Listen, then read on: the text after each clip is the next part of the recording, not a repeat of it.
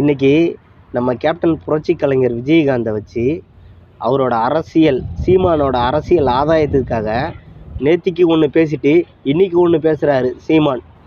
இந்த ஆளுக்கு ஒரு மாதிரியாக பேசுகிறதுக்கு வரவே வராது. கட்டுக்கதை சொல்லாமல் இந்த ஆளை பேசவும் முடியாது. ஏன்னா இந்த ஆள் இருக்கிறதுலே தமிழ்நாட்டுக்கு ஒரு சாபக்கேடு. இவனெல்லாம் சிஎம் ஆக்கணும்னு வச்சிங்களேன், நம்மளை மொத்தமாக சுரண்டி தின்னுட்டு போயிடுவான். அதுக்கான ஒரு விஜயகாந்த், கேப்டன் விஜயகாந்த் அவர்களை கேவலமாக பேசுனதுக்கான ஒரு வீடியோவை நீங்கள் பார்த்துட்டு வந்து அதுக்கப்புறம் சொல்லுங்கள். மனைவி நம்ம ஐயா சகாயம் அவர்களினுடைய மறு உருவம் தான் நமது கேப்டன் அவர்கள். என்னங்கடா கொடுமையா இருக்கு. சகாயம் எங்க இருக்கிறாரு, இவர் எங்க இருக்கிறாரு?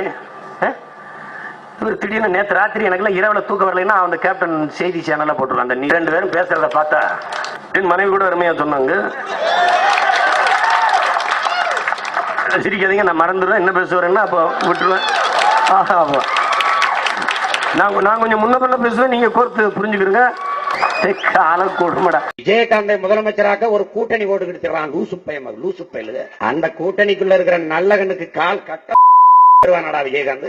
காலு கட்ட திருமாவளவனுடைய போராட்டத்திற்கும் ஈகத்திற்கும் ஒரு துளியளவு வருவானா விஜயகாந்த் முதலமைச்சருக்கு எத்தனை எழுத்துன்னு சொல்ல சொல்லு, பதவியே கொடுத்து.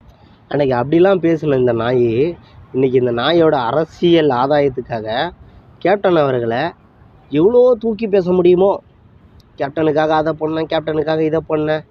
டேய், நீ இவ்வளோ பேசுகிறிய, மேதகு பிரபாகரன் அவரோட கால் மயிருக்கு நீலாம் ஈடாக வருவியாடா? நீலாம் அவரை வச்சு பொழப்பு தள்ளுற. டேய், நீ எடுத்தல ஃபோட்டோ, அந்த ஃபோட்டோ ஒரிஜினலான ஃபோட்டோ, வேறு ஃபோட்டோ நீ எல்லார்கிட்டையும் காட்டிடுறான். அவர் பேச கேட்குறதுக்கு ஒரு கூட்டம். சரி, கேட்குறீங்களே, அவர்கிட்ட என்னைக்காவது கேள்வி கேட்குறீங்களா? நீங்கள் இதேமாரி கட்டுக்கதையாக சொல்கிறீங்களே, இந்த கட்டுக்கதைக்கு ஏதாவது ஆதாரம் இருக்கான்னு மற்றவங்கள்ட்ட பெரியார்கிட்ட கேட்குறீங்க. பெரியார் கடைசியாக விட்டுட்டு போன 125 கோடி சொத்து எங்கேருந்து வந்துச்சுன்னு. ஏன் இப்போ உங்கள் நொண்ணன்ட்ட கேட்க வேண்டியதானே? உங்கள் அண்ணன் வீட்டு வாடகை, உங்கள் அண்ணன் பையன் படிக்கிறதுக்கு, உங்கள் அண்ணன் வர லக்ஸரி காரு, இதுக்கெல்லாம் காசு எங்கேருந்துடா வந்ததுன்னு உங்கள் அண்ணன்ட்ட கேட்க வேண்டியதானடா?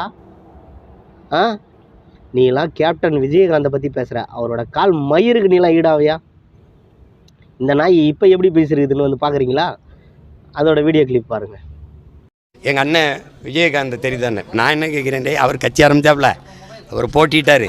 நான் கூட அவர் போட்டிட்ட அவர் கட்சி வேட்பாளர்கள்லாம் போய் ஆதரவாக வேலை செஞ்சேன். ஏன் அவருக்கே போய் ரிஷிவந்தியத்தில் சேகரித்தேன். இந்த சீமான் நாய் இப்போ எப்படி பேசுன்னு பார்த்தீங்களா? உங்களுக்கெல்லாம் நீங்களாம் தமிழ் உணர்வோடு இருந்தால் இந்த சீமானை எதிர்த்து குரல்